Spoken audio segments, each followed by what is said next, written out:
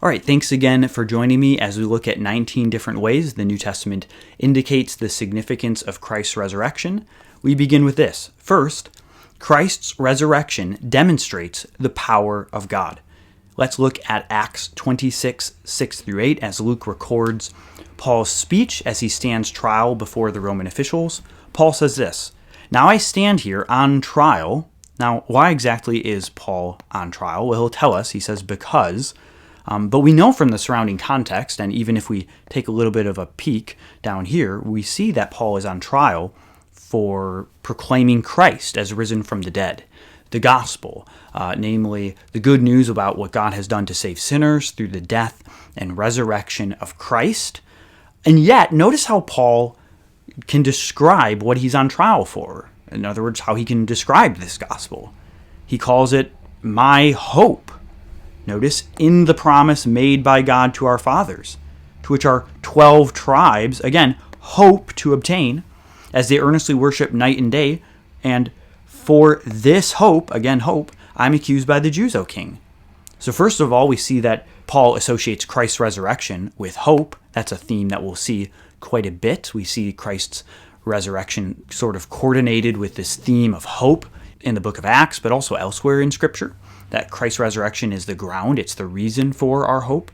We also see that Paul specifically sees Christ's resurrection as the fulfillment of Old Testament scriptures, this promise he speaks of that was made to our fathers, but not just fulfillment of scripture in general, but specifically the realization of this hope, the realization of a hope of the fulfillment of a promise made by God. That as we think of the Old Testament story, in other words, Paul maps Christ's resurrection onto that. He sees it as the climactic fulfillment of that story. This story, as we think of God's dealings with Israel, his promises to them, really aiming at the restoration of creation and the reestablishment of God's kingdom, Paul situates Christ's resurrection in that story, seeing it as fulfillment of its hopes.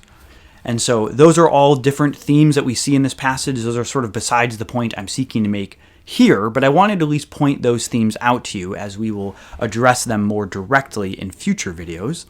But the reason I bring up this passage is for us to notice then the conclusion, verse 8, when Paul says, "Why is it thought incredible by any of you that God raises the dead?" Now, this is a rhetorical question, and really it's implying it's not incredible that God raises the dead.